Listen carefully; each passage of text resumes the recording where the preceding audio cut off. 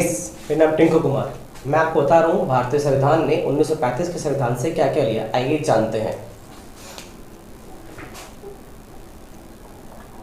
भारत सरकार अधिनियम 1935। बहुत कुछ भारतीय संविधान, जो भारतीय संविधान में आज हम देख रहे हैं वो यहाँ से लिया गया है। और जानते हैं कुछ तथ्य। आइए, पहला तथ्य बहुत इंपॉर्टेंट, संघीय योजना। संघीय योजना मतलब प्रांत में कौन सी सरकार होगी, प्रांत में चुनाव कैसे होंगे, क्या होगा, कैसे नियुक्ति होगी, हमने यहाँ से लिया। उस पे प्रांत पर सरकार कौन कौन सी चीज़ों पर गवर्नमेंट, वहाँ की सरकार काम कर सकते हैं। इसे हम आज बोलते हैं केंद्रीय सूची, राज्य सूची और संवर्धित सूची। तो आपके लिए क्वेश्चन यहाँ से बनता है कि भारतीय संविधान में संवर्धित सूची किस देश से ली गई है। मैं आशा करता हूँ आप कमेंट्स में बताइए कि भारतीय संविधान में संवर्धित सूची कहाँ से ली गई है। आइए जानते हैं दूसरा तत्व जो बहुत इंपॉर्टेंट है भारतीय संविधान अधिनियम में, जो हमसे लिया गया है हमने वहाँ से, न्यायपालिका। यस, जब भी भारतीय संविधान में न्यायपालिका की बात आती है तो सबसे पहला चीज आती है इसकी उत्पत्ति कैसे हुई। उत्पत्ति देखते हैं। 1773 में जब रेगुलेटिंग एक्ट आया और उस समय जो गवर्नर थे बंगाल के, जिसका नाम था वॉरेन हास्टिंग गवर्नर थे। एक्ट आया और इस एक्ट में एक व्यवस्था की गई थी, इसका नाम था न्यायपालिका। और उस न्यायपालिका की जो हेड थी उसका नाम था एलिजा एम्पे। बट यहाँ से पहले आपके लिए क्वेश्चन बनता है बहुत लोगों के लिए कि उस समय जो ब्रिटिश प्रधानमंत्री का नाम क्या था। आइए जानते हैं उस समय के ब्रिटिश प्रधानमंत्री का नाम। जो नाम था वो था लॉर्ड नॉर्थन।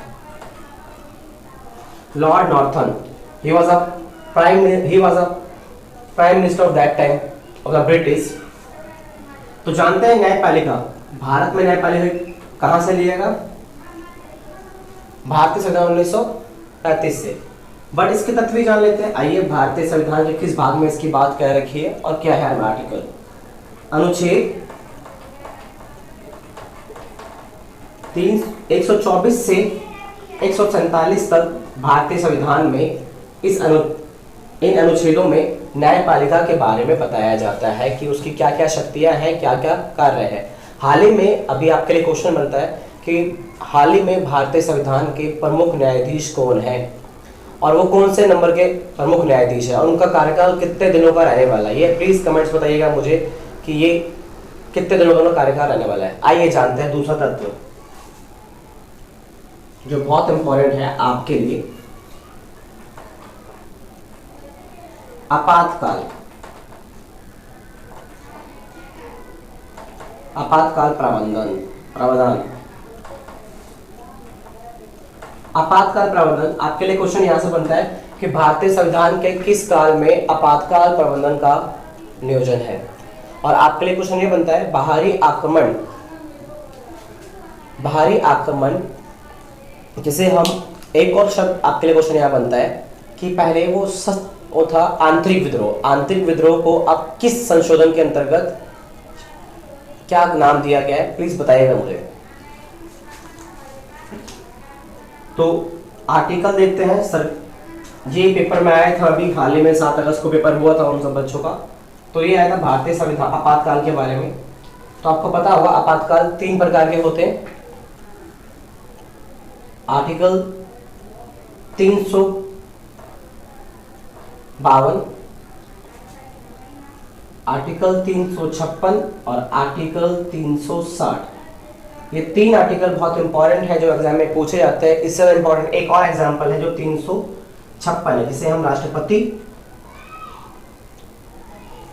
शासन या लागू कहते हैं, राष्ट्रीय शासन लागू होना। और किस आर्टिकल में है? वो आर्टिकल 356 में है। कहां से लिया गया है देखते हैं, कहां से लिया गया है? प्रावधान 1935 अधिनियम से, 1935 अधिनियम से लिया गया है। गुड। तो हमें ये समझना है कि संघीय योजना कहां से ली गई है? भारतीय संविधान अधिनियम 1935। न्यायपालिका कहां से ली गई है? 1935। उसी के साथ साथ आपके लिए क्वेश्चन बनता है कि किस वायसराय, किस गवर्नर पर महाअभियोग चलाया गया?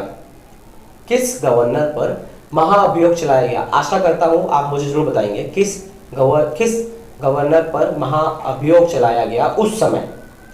हमने महाअभियोग कहां से लिया? आपको मैंने बताया था पिछली क्लास में, हमने महाअभियोग अमेरिका से लिया।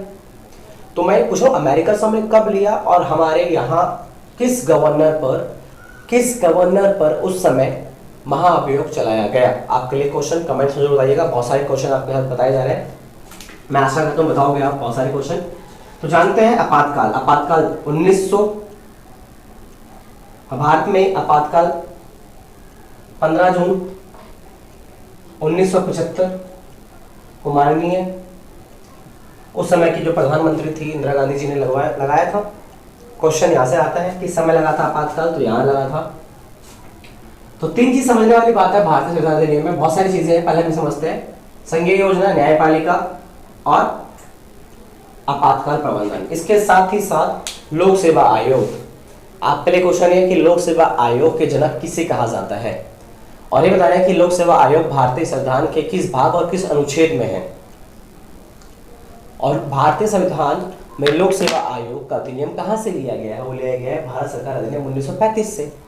और इसी में भारतीय रिजर्व बैंक की भी स्थापना हुई थी।